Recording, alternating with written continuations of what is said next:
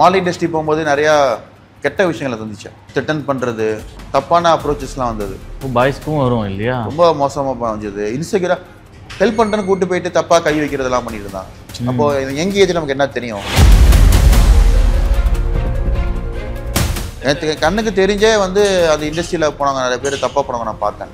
தப்பானா எனக்கு புரியல. மணிக்காக ஒரு சில அட்ஜஸ்ட்மெண்ட்ஸ் அந்த மாதிரிலாம் அக்செப்ட் பண்ணிக்கிட்டு போயிட்டாங்க. பாய்ஸ் கூடயே போயிட்டாங்க. Meriba paneer soda. I trust Meriba. சர்க்கரை நோய் கூட பல் பிரச்சனையா? சென்னையில் உங்க பல் பிரச்சனைகளுக்கு பிரத்யோக தீர்வுகளோடு லேசர், ஓசோன், ஆக்சிஜன் தெரப்பி என அனைத்தும் நம்ம லார்ட் அண்ட் டேபிள். ஒருத்தரோட சைக்காலஜியை பேஸ் பண்ணி தான் டோட்டலாகவே இருக்கு. மெயின் திங் லைஃப் ஸ்டைலில் பண்ணக்கூடிய மிஸ்டேக்ஸ் தான் நம்ம கரெக்ட் பண்ண போகிறோம். அதனால ஜிம்முக்கு வந்துட்டா இதை மட்டும் கரெக்ட் பண்ண பத்தாது. கொஞ்சம் கொஞ்சமாக அவங்களோட லைஃப்ல இருக்கக்கூடிய இந்த ஃபுட் ஹேபிட்டாக இருக்கட்டும், ஸ்லீப்பிங் ரொட்டீனாக இருக்கட்டும், ஸ்ட்ரெஸ் பேலன்ஸாக இருக்கட்டும். இப்போ வந்து ஏஜ்னு சொல்கிறோம். ஆனால் இப்போ வந்து எல்லாரையும் அப்படி பார்க்க முடியாது. எல்லாருக்குமே வந்து கார்டியோ சிஸ்டம் வீக்காக இருக்குது. டக்குன்னு கார்டியக் அரெஸ்ட் வருது.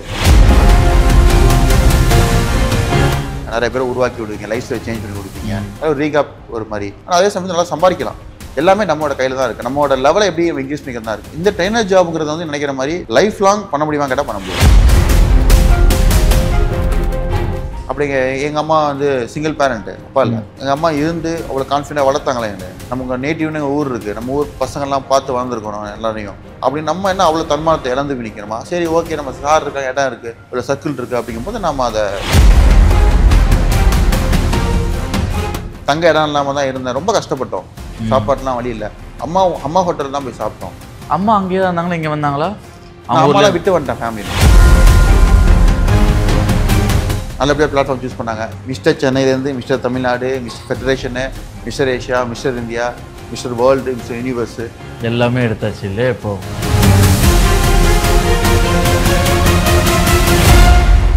ரிஃப்ளெக்ட் நேயர் வணக்கம், நான் உங்கள் விக்ரம். இன்றைக்கி நம்ம நேர்காணலில் நிறைய விஷயங்கள் தெரிஞ்சுக்க போகிறோம். நீங்கள் ஒரு ஜிம் போகிறவங்களா இருந்தாலும் சரி, ஜிம் போக போகிறீங்கனாலும் இந்த இன்டர்வியூ வந்து பார்த்திங்கன்னா உங்களுக்கு ரொம்ப யூஸ்ஃபுல்லாக இருக்கும். நிறைய ஃபிட்னஸ் பற்றி, அப்புறம் ஹெல்த் பற்றி ஏகப்பட்ட கொஸ்டின்ஸ் இருக்குது. அது எல்லாமே கேட்டு தெரிஞ்சுக்க போகிறோம். அப்படி இன்றைக்கி இன்டர்வியூவில் நம்ம கூட யார் இருக்கான்னு பார்த்தீங்கன்னா, இவரை வந்து நம்ம தமிழ்நாடு ஹல்க்குன்னே சொல்லலாம் செல்லமா. பிரபல பாடி பில்டர் மிஸ்டர் யூனிவர்ஸ் கார்த்திகேஸ்வரர் நம்மளோட இருந்திருக்காரு. வணக்கம் சார். வணக்கம்.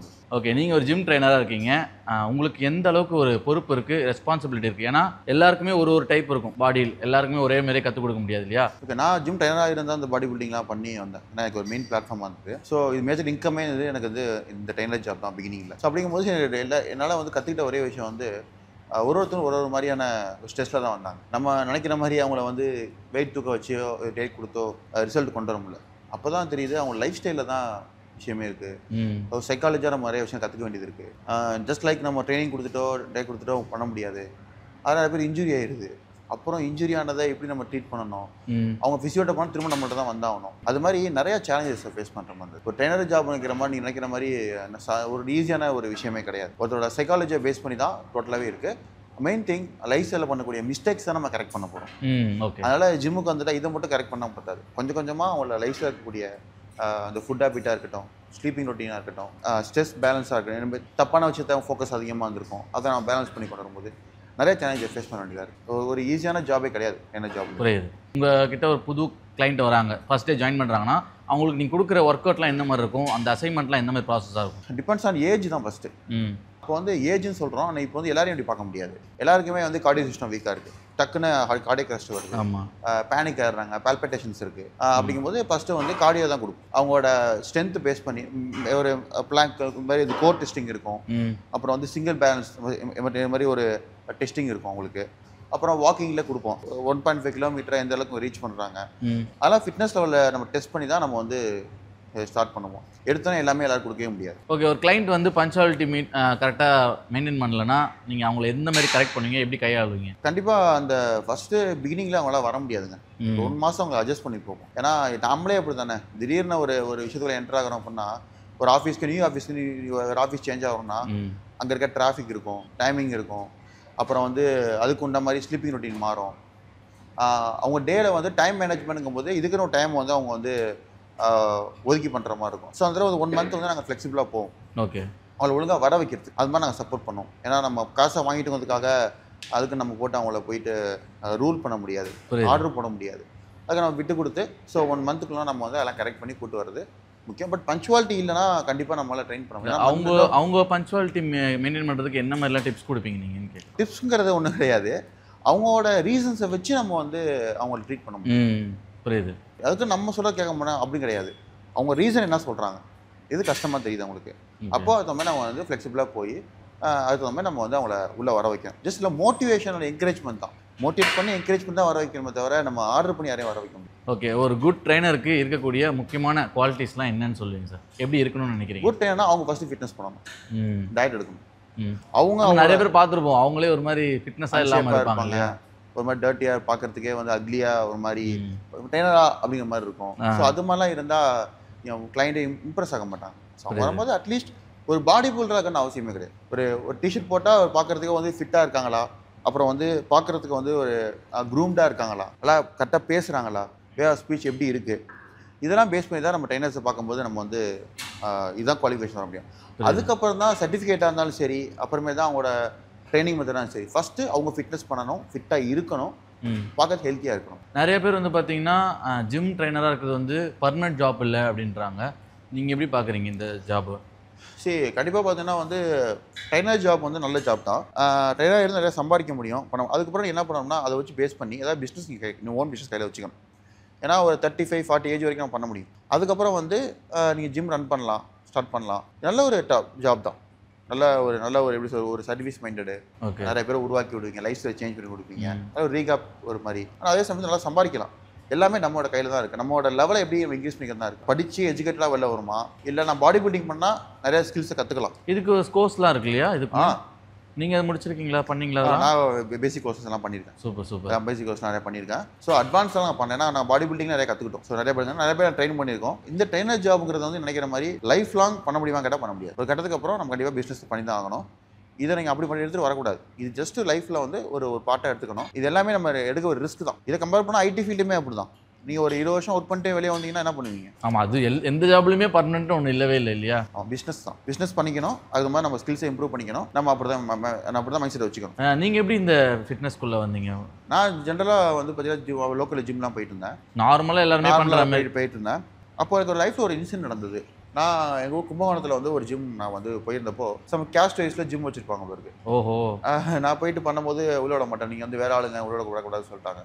எனக்கு ஒன்றும் புரியல, என்ன வேற ஆளுங்கிறாங்க அப்படிங்கும்போது. அப்போ நான் கேஸ்ட் பற்றி அப்போ தான் தெரிஞ்சுக்கிறேன். அப்போ எனக்கு மனசு கஷ்டமாயிருச்சு. என்ன ஏஜ் இருக்கும் அப்போ? 16 இருக்கும், 15 இருக்கும். 10th 9th படிக்கும்போது சின்ன வயசு 14 தான். அப்போ சொல்லாமல் என்னடா அதில் கேஸ்ட்டுங்கிறாங்க, நம்மள்ட்ட என்ன காட்டுறாங்க அப்படின்னு சொல்லிட்டு ஒரு மாதிரி பண்ணிட்டாங்க. அங்கே போய் லோக்கல் ஜிம்மில் விக்டரி ஜிம் சொல்லிட்டு ஜாயின் பண்ணேன். ஒரு சிவராஜ் மாஸ்டர் ஒருத்தர். ஓகே. கும்பகோணத்தில் அவரை மாதிரி ஒரு தங்கமான மனுஷன் யார் கிடையாது. இப்பயும் நீங்கள் பேசிதான் இருக்கா. அவர் நல்ல மனுஷன். அவர் இல்லைனா நான் வந்து பாடி பில்டிங் லைஃப்பில் வந்திருக்காரு. என்னை ரொம்ப என்கரேஜ் பண்ணவர். அவர்கிட்டேருந்து கற்றுக்கிட்டு அவரை என்ன டேலண்ட்டை பார்த்துட்டு நீங்கள் இருக்க வேண்டாம்னு சொல்லி சென்னைக்கு நம்ம அட்லீஸ்ட் அரசு சார்கிட்ட அனுப்பிச்சி விட்றாங்க. அப்போது காலேஜில் சாஸ்திரம் அப்படிங்கிற சரவணன் சொல்லிட்டு அவரும் நம்ம தெரிஞ்சவங்க தான் ஃபேமிலியில். அவரெல்லாம் சில காலேஜில் சொல்லி கொடுக்குறாங்க. அப்போ அவங்களாம் சேர்ந்து அரசு சார்ட்டை அனுப்பிச்சி விட்றாங்க. மிஸ் வின் பண்ணிட்டு சார்கிட்ட வரேன். சாரி, இந்த இடத்துல தான் நான் என் லைஃப் ஆரம்பிக்கிறேன். சேம் இதே பிளேஸில். ஓகே. இங்கே தான் ஆரம்பிக்கிறேன். இங்கே நிறைய செலிபிரிட்டிஸ்லாம் வராங்க. கிறிஷ் எல்லாருமே. இங்கே என்ன ஏஜில் வந்தீங்க நீங்கள்? 18 வயசில் வந்தேன். 18 வயசில் வந்தீங்க. 2 இயர்ஸில் அங்கே வந்து. ஆமாம், 2 வருஷத்தில் பண்ணிட்டு வந்துட்டேன். அப்புறம் அரசு சார் இந்த ஜிம்மில் வந்து கிறிஷ் நிறைய ஆக்டர்ஸ் எல்லாம் வந்துட்டு இருக்காங்க. சிங்கர்ஸ் கிறிஸ் சார் வந்துருந்தாங்க. அப்புறம் நிறைய பேர் வரும்போது எனக்கு என்ன ஆயிடுச்சுன்னா நிறைய ஐடியா வந்து மாடலிங் எல்லாமே ட்ரை பண்ணேன். மாடலிங் இண்டஸ்ட்ரி போகும்போது நிறையா கெட்ட விஷயங்களை சந்திச்சேன். த்ரெட்டன் பண்ணுறது, தப்பான அப்ரோச்சஸ்லாம் வந்தது. பாய்ஸ்க்கும் வரும் இல்லையா? ரொம்ப மோசமாக வந்தது. இன்செக்யூராக ஹெல்ப் பண்ணுறேன்னு கூப்பிட்டு போயிட்டு தப்பாக கை வைக்கிறதெல்லாம் பண்ணிட்டு இருந்தாங்க. அப்போது யங் ஏஜில் நமக்கு என்ன தெரியும், லேடிஸ் சைட்லேயுமே ஒரு சில விஷயங்களை ஃபேஸ் பண்ணேன். அப்போ என்னடா அதுன்னு சொல்லிட்டு அப்புறம் பாடி பில்டிங்கில் வந்து அதெல்லாம் எதுவுமே கிடையாது. அது மாதிரி ரொம்ப அஃபெக்ட் ஆகிட்டுக்கப்புறம் பாடி பில்டிங்கில் உள்ள வந்தேன். அது நல்ல ஒரு பிளாட்ஃபார்ம் கொடுத்தது. பரவாயில்ல, கஷ்டமாக இருந்தாலும் கௌரவமாக இருக்கணுமே, தப்பான வழிக்கு நம்ம போல இல்லை. உங்கள் கூட நிறைய பேர் பண்ணும்போது நம்மளுக்கு அந்த செட்டில் போயிட்டீங்க. நீங்கள் அப்படியே பாடி பில்டர் உங்கள் செட்டாக இருந்தீங்க. எனக்கு தெரிஞ்சே வந்து அந்த இண்டஸ்ட்ரியில் போனாங்க நிறைய பேர் தப்பாக போனவங்க நான் பார்த்தேன். என்னடா அப்படி போகிற, வேற என்ன பண்ணுறது, பெற்றவங்க வளர்க்கலையா, ஏன் அப்படி போகணுங்கிறதுக்கு அவங்க அக்செப்ட் பண்ணிட்டு போயிட்டாங்க. தப்பானா எனக்கு புரியல. பாய்ஸ் கூட பாய்ஸ் போயிடுவாங்களா மணிக்காக ஒரு சில அட்ஜஸ்ட்மெண்ட்ஸு அந்த மாதிரிலாம் அக்செப்ட் பண்ணிக்கிட்டு போயிட்டாங்க. பாய்ஸ் கூடயே போயிட்டாங்க. நான் என் கண்ணுக்கே தெரியுது, நான் கேட்குறேன். அவங்க கேஷுவலாக போகிறாங்க. அப்படிங்கும்போது நம்ம ஃபேமிலி எப்படி வளர்க்கல. ஆமாண்ணா. அப்படிங்க எங்கள் அம்மா வந்து சிங்கிள் பேரண்ட்டு, அப்பா இல்லை. எங்கள் அம்மா இருந்து அவ்வளோ கான்ஃபிடென்ட்டாக வளர்த்தாங்களே எங்களை. நமக்கு நேட்டிவ்னு எங்கள் ஊர் இருக்குது. நம்ம ஊர் பசங்கள்லாம் பார்த்து வளர்ந்துருக்கணும் எல்லாரையும். அப்படின்னு நம்ம என்ன அவ்வளோ தன்மானத்தை இழந்து நிற்கிறோமா? சரி ஓகே, நம்ம சார் இருக்கா, இடம் இருக்குது, ஒரு சர்க்கிள் இருக்குது அப்படிங்கும்போது நம்ம அதை மைண்ட் எடுத்துக்கிட்டு கேம் பண்ணி அச்சீவ் பண்ணி அதெல்லாம் தான் அந்த அசிங்கத்தெல்லாம் கையில் எடுத்துக்கிட்டேன். நீங்கள் ஃபினான்ஷியலாக எப்படி அவங்க அந்த மாதிரி போயிட்டு அவங்க ஏதோ காசு சம்பாரிச்சிக்கிறாங்க, ஓகே. நான் ட்ரைனர் ஜாப் பண்ணேன், ஓகே, கிளைண்ட் ஹெல்ப் பண்ணாங்க, ஓகே, பிடி எடுத்தேன், ஓகே. நிறைய ஆக்டர்ஸ் வந்தாங்க.